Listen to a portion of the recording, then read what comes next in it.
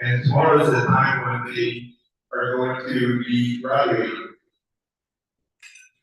from public training and go serve the community for their new owners. So it's a great experience. So if you guys are available, make sure you guys go to that. For our members, before we start, I do want to give you guys a quick update. Shane was going to pass out a quick document that highlights the program that's going to be continued on with the help of William Baxter, who has designed a software that is utilized to place the flags for the flag program. The flags are Irving. Currently, there's about 1,500 flags that are released from members in the community, and so in order to transition and have a more streamlined way of doing and having a process and procedures to how those flags are distributed, now there's a software available that has to be developed. And so Rick Lindsay and Kathy Howard for years have been working with William Baxter to create the software. So now William has proposed that he can handle all the communication and customer service, marketing, just everything pretty much from helping with the teams that help out to distribute the flags. He's outlined everything for us and specified the service that he's going to be providing. Now, we're board met last week and we talked about this, and it's something that past President Shane and OCAM President Bill Lazaro, Dr. Lazaro, and I have been working with William to arrive to what the best solution is going to be. So, as of right now, again, we have about 1,500 flags, and if you guys know anything about doing marketing, administrating emails to customers, and it's a lot of work. And for 1,500 flags, it just takes a lot of work, right? Just behind the scenes. And so, what William Baxter's proposal is that for $8 per flag, he's going to administer everything from the sales and marketing, and helping with the training of the teams that distributed customer service. And as you can see, there's a lot of other things in there that he proposes and has in mind. Again, this has been something that for years William's already been working with Rick Lindsay and Kathy. So now he's going to take over all of that with the team that he's put together because he's been working on this. Now, just to give you guys an idea, the Frisco team, Frisco Rotary team, club, their goal is to grow about 2,000 flags right now. So with William Baxter's software, their goal is to grow over the next 12 months to 4,500 flags. And so now the only cost that comes with us is, well, cost of goods and all that, right, that comes with new flags and have more flags. But then if we want to grow and expand, well, we have a team that can help us with the marketing, the customer service, onboarding, helping out new customers that come in. And so if we have more teams added, also William Baxter's team is going to be there to sort of flag these events. Now, if a customer calls to the hotline then goes back to the team that's supposed to have the flag, but no rotarians are involved in that, unless it's a rotarian that has that route, right? So there's a couple of things that we have already worked out with William, and we asked some questions. He replied back to those concerns that we had, and so as a board with the help of Bill Lazaro and Shane and Kathy and Rick, what we're going to do is we're finding a person that can administer this and help with the onboarding of the Irving Las Colinas Rotary Club, so that William Baxter's team can fully now operate the flag program for us, and then we focus on building more flags, being there if something gets missed instead of who's taking the phone calls, how are people setting up, you can set it, all of that will be managed by the team from William. If you guys have any questions on that, just because there might be a lot of questions, you can see me after or see them with the board members so we can discuss more after the presentation after the meeting today. But again, this is something that I think is going to help grow the flag program and allow us to focus on growing and see what the needs are instead of having to manage hundreds of customer service calls coming and things like that. So, all right, so that was that the flag program. So let me transition now to the presentation today. So I'm going to here on the screen, I think we were able to get that result. And if you don't mind, if you do a thumbs up if you guys can hear us.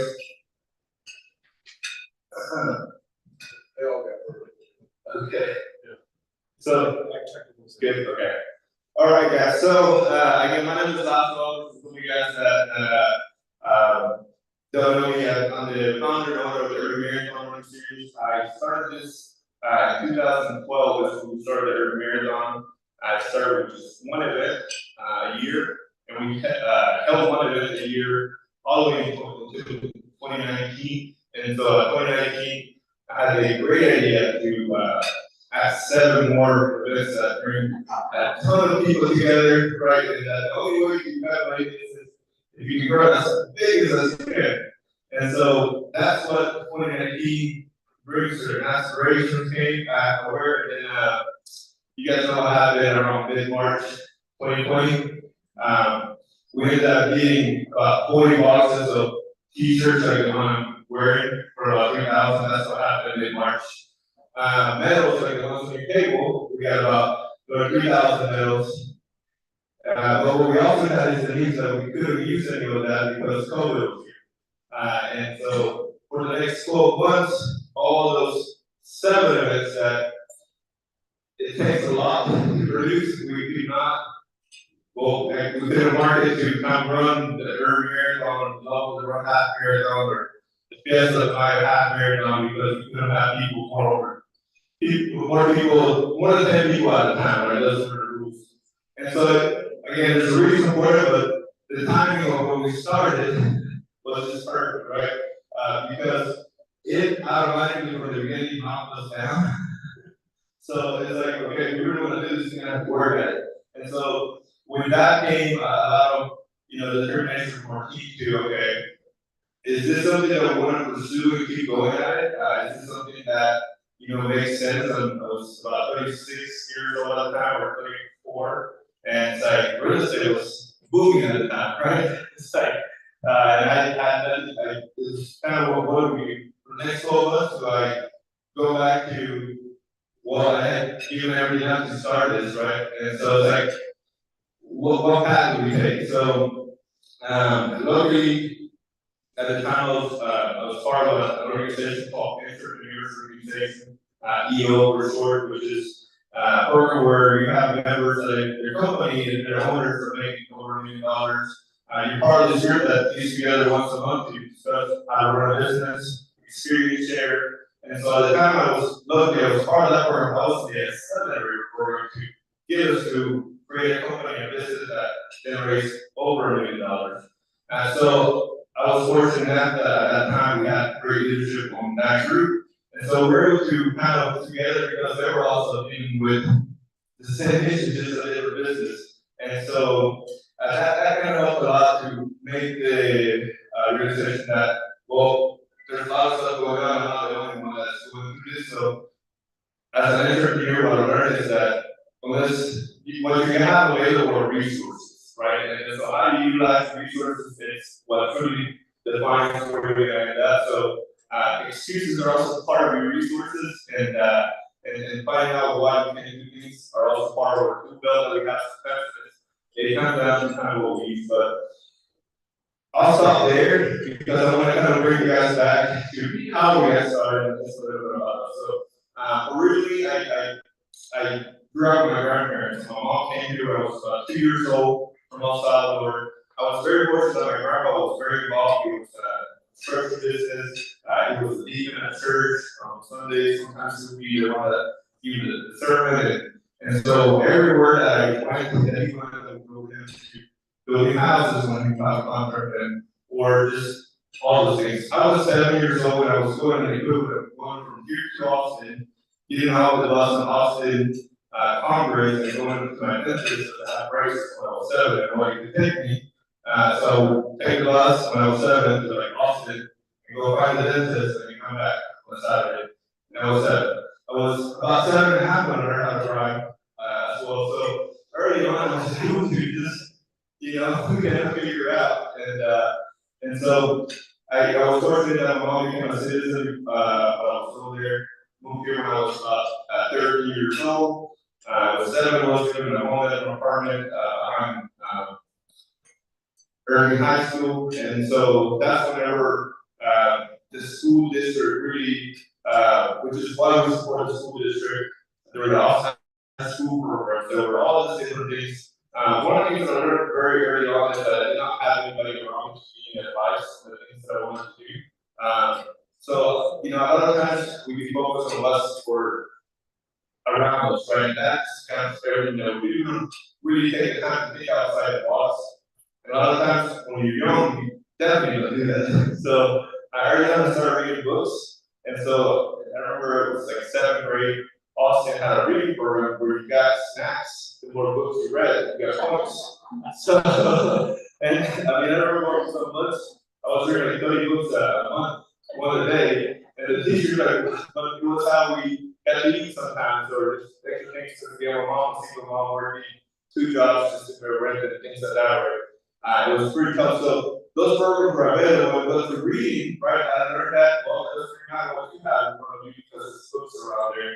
And then so you start reading a couple books here and there, and it helped me kind of shape that. Well, I don't have what I need, but I know that I can find it, and there's just resources out there that are available if I really want it, right? Like scholarships, if I want to go to college, there's you know, ways where you can learn the knowledge that you have by reading books about the people that you want to be like, or the things you want to learn that you don't know yet. So I took that approach very early on. So in high school, ESL to my sophomore year was already in AP classes. So from there, I started to believe that I could go to college, and I didn't really apply for any scholarships my senior year just because I started working. And so one of my counselors nominated me for a scholarship. Ended up being one of this ones that told me to apply for a Rotary scholarship in 2004, which is $1,000, nothing big, but what it did to me was like, wow, I'm going to college.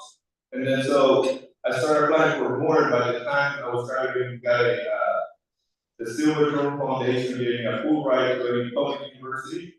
But I ended up declining it because I went to Shrine University, which is a private school, but they ended up helping me match my first 4 years. While I was there, I ended up doing a double major in international business, political science, and I almost had a psychology minor as well. But that's kind of where it led me to open my mind, and there's other things. Well, I was trying to enter this Rotary because I went to the Rotary Club there. I ended up starting a Rotary Club at the university as well, one of the years, and working with the community. And the university did not have a cross-country team that first year when I moved. There, in the second year, we had one.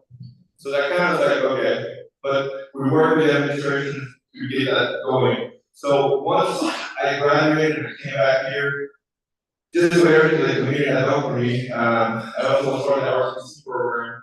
Well, at RTC, back then it was a pretty big deal, and we're hoping to grow that as well. With client here, and I think you're going to be coming here, present here in a couple weeks. But we were state champions. Like the entire RTC, there's I don't know how many high schools in Texas, over 3,000. But all of that, the Irving High School University was number one. We were also the drill team number one in the entire country. So our teams helped us with discipline. I did not get that home, not that, but I found it right. And I wanted to find it, and it was a competitive drive. And so a lot of kids that were hard, people just like me, and we all helped each other out. But we stayed contact after graduating college. We were looking to see how we could, so a couple of friends of ours, just a handful that stayed in contact. How can we be back to the community and do something that, well, one, you know, it gives a lasting impact. And I kind of like to do things that are kind of impossible sometimes. And at the time I was doing marathons, triathlons, I really wanted to go to the Olympic sport triathlons. And so my best friend said, well, why don't we start a marathon? You're in training, you know, turn it into a business. And most marathons, they help the community out. So that was the original idea back in 2012, a summer afternoon. And then so we kind of decided, okay, let's get it done.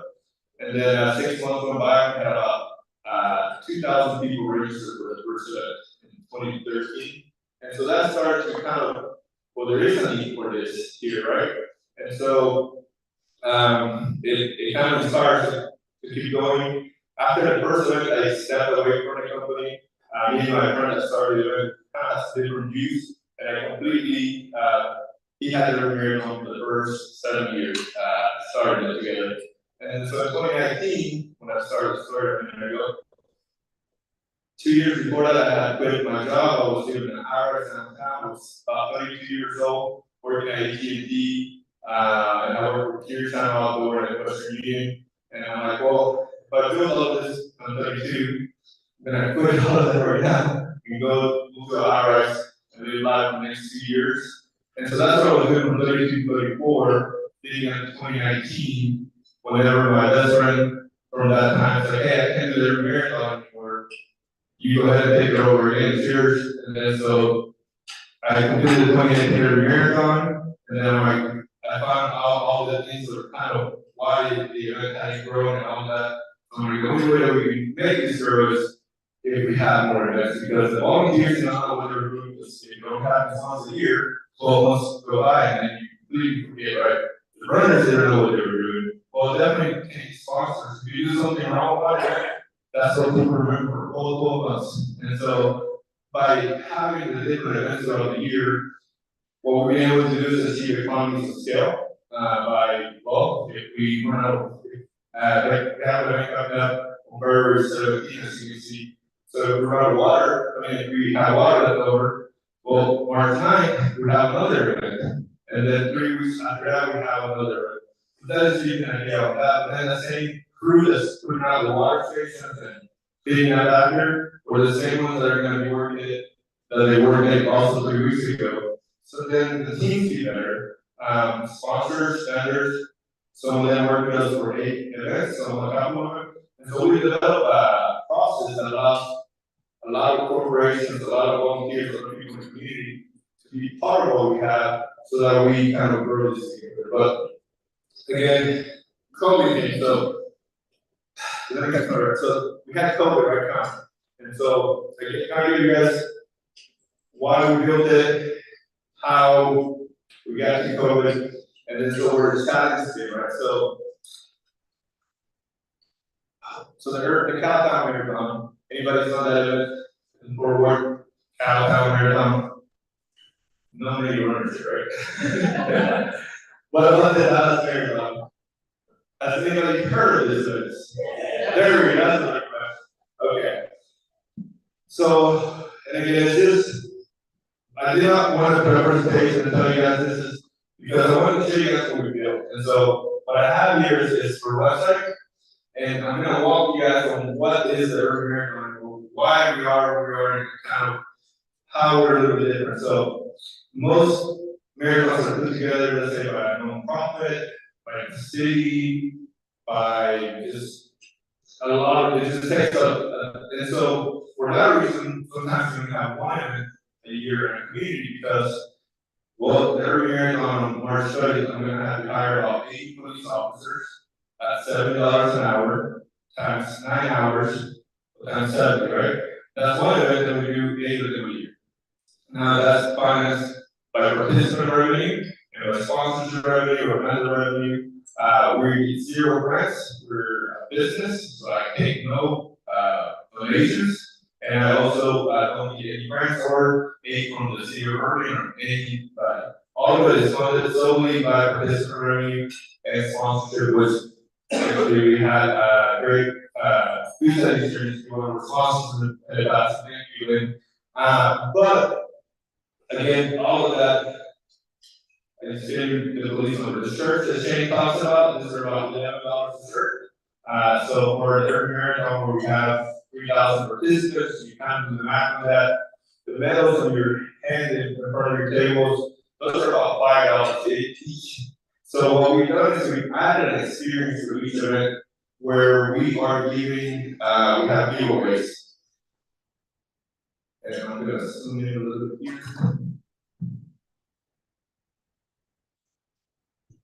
Can you guys kind of see that on the wall to the lines? So what we have done is we create what we call an unforgettable experience for the participants. the Irving Marathon, the Lowwood Run Half Marathon, the Fiesta de Mayo Half Marathon. Those are events where people kind of celebrate their achievements, right? So sometimes we all get carried to keep us going. So our events for the industry related to health and wellness, running, what our events that kind of to be year round is what you throughout the week, throughout the months, you stay active, run, walk, go to the gym, and then you come to events, see your friends, have a great time. And, well, unlike many municipalities that have one event a year, you just lose your motivation because 12 months go by and there's nothing else happening. For us, there's 3 weeks later, you can make that one, you can make one the month after. And so these are the things that are standard at our event. So free photos, right? So if you do a running event right now, if you go to Six Flags or any other, you have to buy a photo stylus. Back in the days when you got a car, you had to pay extra to get the electric window, but now that became a standard. And so what we know with the running industry is that we looked at what was happening, what was out there, and we looked for things that, well, none of those things are premium, and now we're just giving it to the participants as part of what they're getting. Now, for me, to hire 8 photographers, pay for the software is still a lot of money, but if I'm starting $50 a participant, they would never get the photos because a lot of people just wouldn't pay. So we just make that standard, so now, well, it's a lot better to have photos, right? We just, regardless if you want it or not, it's something that you get, is what we done. The shirts, instead of being just a unisex, we take the time to have more SKUs so that females can fit it with a female version and males with a male version. We have one of the best timing companies that we have checkpoints throughout the race route so that people can, we can see somebody's cheating, live, real time, try to keep all the participants so you can see who's running. All of that's included. We have age groups, so Donna, we draw keep those to compete on your category just because there's a lot of people in that category. It's not about winning the race, it's about improving each time. We also do what? It is about winning the race. It is about well, exactly. And so you as a participant, then you're able to make the event what you want to, right? And so that's kind of what we have done. And so there's a couple of different things at the end. There's beer, or regular is change at the point. and so what also we've done is work with the reservoir, the LMC factor, right? So how do you feed 3,000 people, 5,000 people, and give them drinks? So we develop all those relationships with all of those organizations, so that way, well, it's the same bartender team that comes in, serves beer to 3,000 people, I was going to come the next. And so even that is even better. And so since 2020, because we did end up producing events, even though we're COVID was shut down, we were able to work with Mayor Stover. We had a turkey trot on November 2020 when things were restricted with 600 people, because again, we were able to figure out how to work and make things safe. But again, throughout the year, we have just a little bit of everything. And then the other thing that we've done, so these are going to be the events that we have. I'm going to walk you why we have these events. Okay, in a second. But we have a Valentine's team event called Lowwood Run Half Marathon. We have a St. Patrick's Run. We have the Irving Marathon that's been going on for 12 years. We added a dog run with the Las Colinas Association called Las Colinas 5K night, and this is favorite for people that run with your dog. We had to change locations this year from the Las Colinas Park where we started because we sold out the previous 2 years that we did, and so we didn't have a bigger space, so we moved this year's Las Colinas to be the event plaza, and so we're going to be having that one on April 20th. And May, we do some Fiesta de Mayo Marathon. We have mariachis for Florida dancers, tacos and cervezas at the finish line saying, yeah. We also have a Oktoberfest, so tacos and everything, we're going to be some pretzels, and so that's a Oktoberfest. We also have a turkey trot. Who here has done a turkey trot? Thanks to you. We got a couple more hands out for that one. So I used to live downtown for a while, and in 2019, actually, right before COVID, I was standing there watching the turkey trot in Dallas, and I said, why can't we have one like that in Irving? And so that's when I'm like, okay, let's do all this other events, not knowing that COVID came. But now we have a turkey trot. This last year, we had about, I think it was 1,600 people registered for that event. And when I talked about numbers of registered numbers, not the additional spectators, which is usually 2 or 3 times more. So we have 3,000 people that will probably have about 12,000 people there because all the people are coming as well. And then in December, which you kind of see over here, we added another 26.2 mile distance full marathon that is also a Boston Marathon qualifier. And so now we have 2 full marathons. This past, the first year we hosted that race was in 2019 in December. It was the very first one of the year of this year, so we started, and we had about 525 people registered. A lot of you guys were there. Mara was there herself, you guys know her. But this past year we had a cross where it went from being a 5K to a full marathon, and we had 2,200 registered runners from 500. So it's been almost a double digit, 100% growth of each event. Where we are now. So, well, before I move from here, each event what I've done is I did some research on what people are looking online, right? So, what are people looking at around St. Patrick's Sunday? St. Patrick's Sunday, right? Oktoberfest time, and what are people looking for? An Oktoberfest activity. So, whenever you're searching for events, well, everybody already doesn't work because they're going to be looking for it. What we did is, even though there were established events, even though it's going to take a couple of years, we worked on figuring out what were people doing that they were keeping that hasn't changed over the last 50 years to now add things that are usually a premium, but now all the rest are standard. So even though it's taking, well, it's not taking that long, but even though we didn't have anything, that was the idea. Now we have over 52,000 previous participants. Whatever you're looking for, Oktoberfest from Google is looking at Irving Oktoberfest as far as come out first because, well, I don't have to go and build that holiday over there. We just are working on how we can make it better. I admitted that earlier that I am a business, I'm not a profit, but everybody that we start with, the first thing that we do is we review the 4-week test and how road works. So the way all of our team knows that we never do anything that it's not the truth. But even if it's the truth, with our vendors and sponsors, and even our participants, we don't want to win all the time, right? It should always be win-win situations. That way, we're here for 8 events throughout the year, not just one. And so we take that mentality that, man, I closed that deal and I took everything. Well, that person probably wants to do this with you, or if you also see it, take us in our approach towards the customers. That's probably what's going to happen. But since we're not a business, we haven't turned a profit, but because 2020, 2021, we literally couldn't do much, right? And so we wanted to be back from the beginning. So Laura can tell you guys at the beginning we worked with the Irving. The Baylor started by the Irving Foundation now. Before it was Irving Healthcare Foundation. And so at each event we go ahead close to that. Because of COVID, again, we haven't made any profit or work for a while. We just wanted to get back to what I started with, is scholarship programs at each event.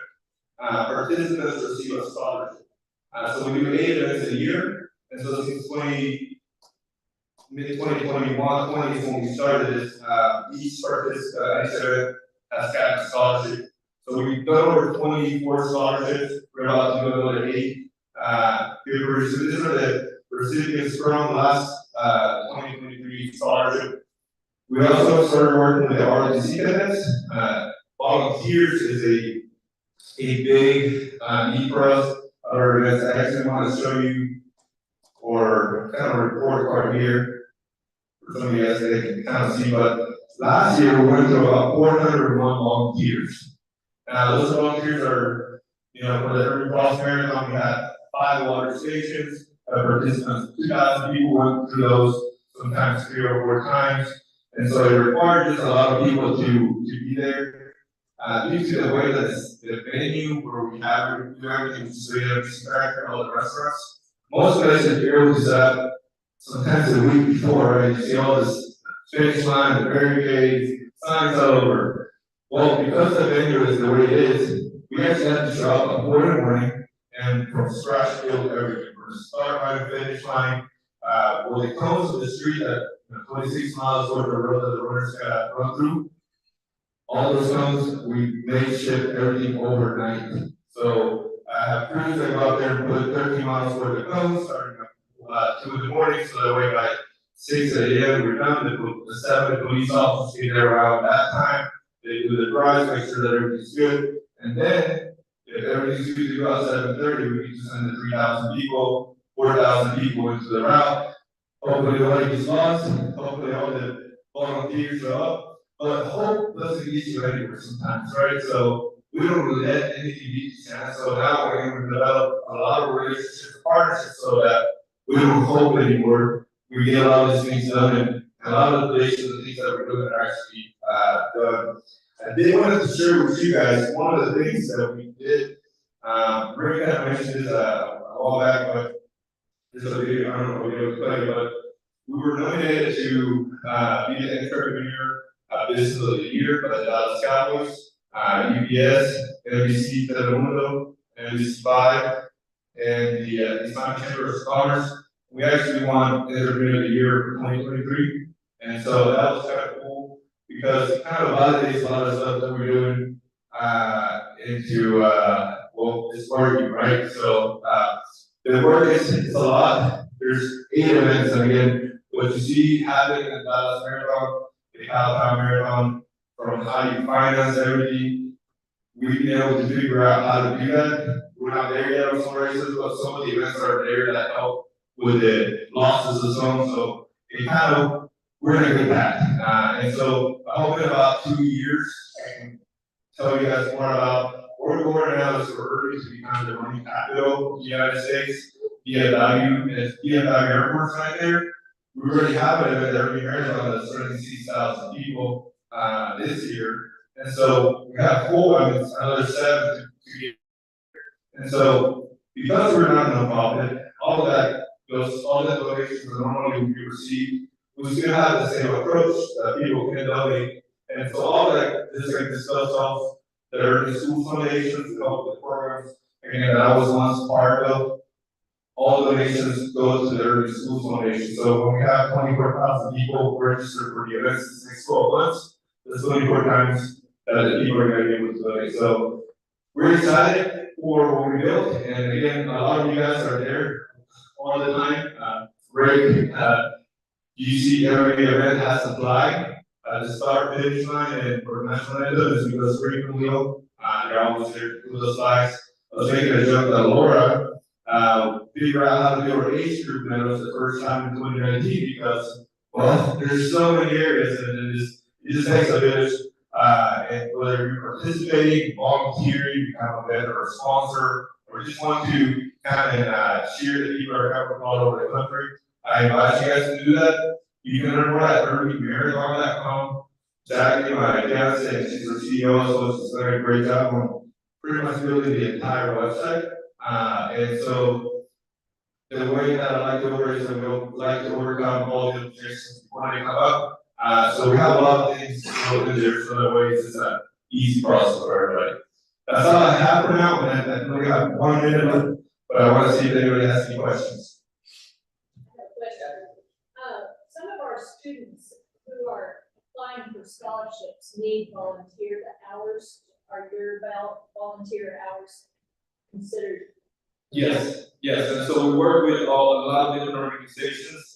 So we have developed so right now on our website you can go to the volunteer section. We have all the 8 events, and so that has already built all the different shifts for when you're needed, the location where you're going to go, for where to park. And so because there's 8, there's a lot of opportunities. Yes, sir. I think what you're doing is incredible. It's getting Irving to be a healthy city. Do y'all service or your routes go for South Irving as well? Because I've noticed a lot of the events is many folks in North Irving, but there's a huge disparity in South Irving. Yes, and so what I have done for that is we have the scholarships. A lot of people they're from the South Irving and work a lot to bring the kids to volunteer. At each event, I sponsor about 40 different students. The regular fee might be $50, but I pay for 50 of them at each event, again, just to come. And then, but for us, each event, just to produce each event is between $200,000 to $500,000. And there's no parking over there for us to accommodate a crowd that's over 2,000 people. So I have to do it here where we have the economies. And so now the city would be helping into some of the costs where now we have parking paid for, or the police, so that way, if I go to this out there and I'm gonna lose $100,000, just because the need is there, but again, we don't have this infrastructure to be able to do it, or at least me as a business that's still kind of recovering, I can't afford it on my own. I've got a question for you. Alright, this is Bob and help with it.